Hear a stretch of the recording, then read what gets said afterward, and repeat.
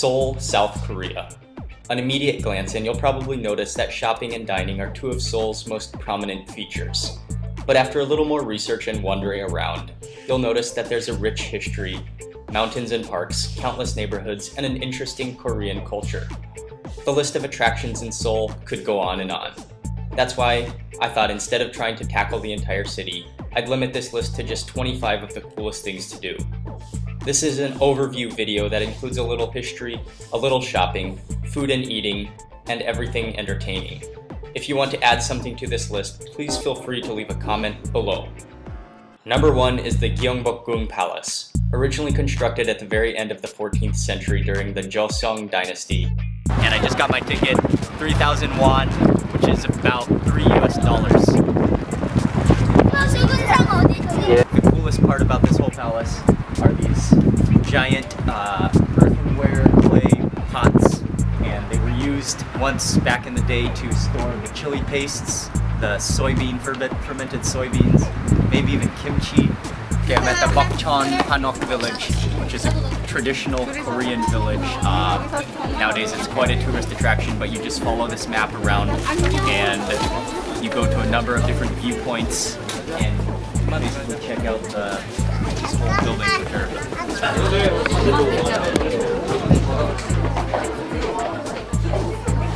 The temple is one of the centers of Zen Buddhism in Korea. One of the coolest things about visiting the temple was the ancient trees on the compound, apparently over 500 years old, and strung with brightly colored lanterns. The Hwasong Fortress is now a UNESCO World Heritage Site, and one of South Korea's most important historical sites. Okay, I'm gonna start the ascent up to the fortress walls, so I don't know how long this will take, but it doesn't look that high.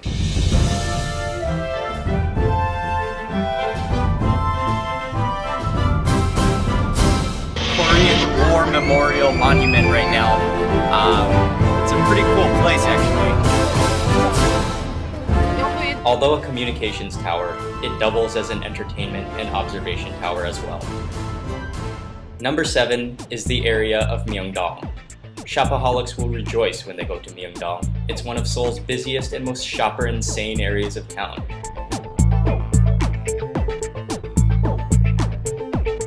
One of Seoul's most touristy areas of town is known as Insadong. If you're looking for Korean souvenirs to bring back, this is a great, yet kind of expensive place to buy things. Coming in at number 9 is the Namdaemun Market, located in the central area of Seoul, and it's one of the city's largest and oldest markets. This is Seoul in its most thrilling local flavor.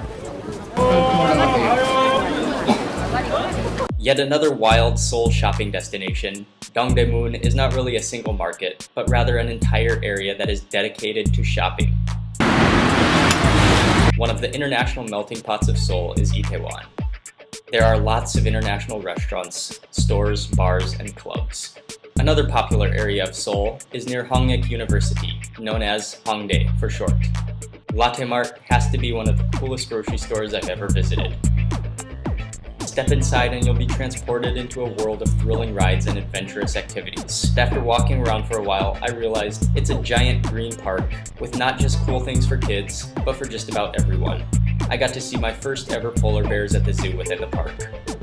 Along the banks of the river, throughout most of the city, is a lovely recreational area set aside for exercising and sports. In an effort to renew the greenness in a seemingly endless city sprawl in central Seoul, the Cheongyecheong Stream and Recreational Area was created. Namsan is located right in the middle of Seoul, but there are also many places to hike near the city. Without doubt, if you like to eat, indulging in Korean street food at the Gwangjin Market will be one of the top things to do in Seoul. For myself, it was probably the coolest thing I did.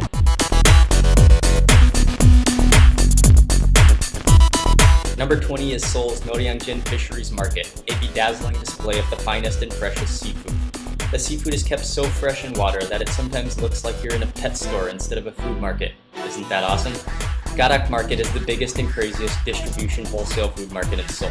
Food comes to this market from around the entire country to supply the city.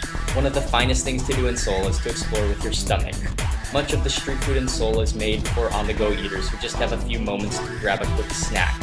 The food is served piping hot and is fresh and extremely tasty. Deep fried items and hot dogs are popular choices. Koreans really know how to make ice cream well, and not just fresh ice cream, but some of the best ice cream packages I've ever had are sold at convenience stores throughout Seoul. I don't think I've ever seen as many coffee shops per block as in Seoul.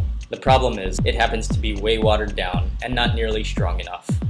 But the coffee shops are still nice to sit in and normally include Wi-Fi. It all eventually comes down to the food, and Seoul, South Korea, is literally a heaven on earth. At number 25 is the Korean barbecue.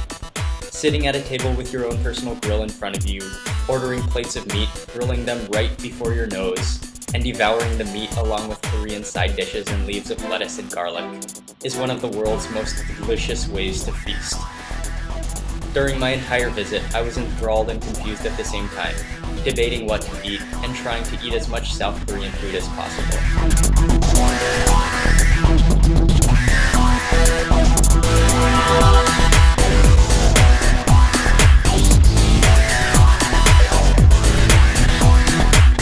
So there you have 25 exciting things to do in Seoul.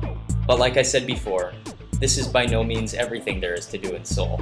So if you have any other suggestions, please leave a comment below and let me know.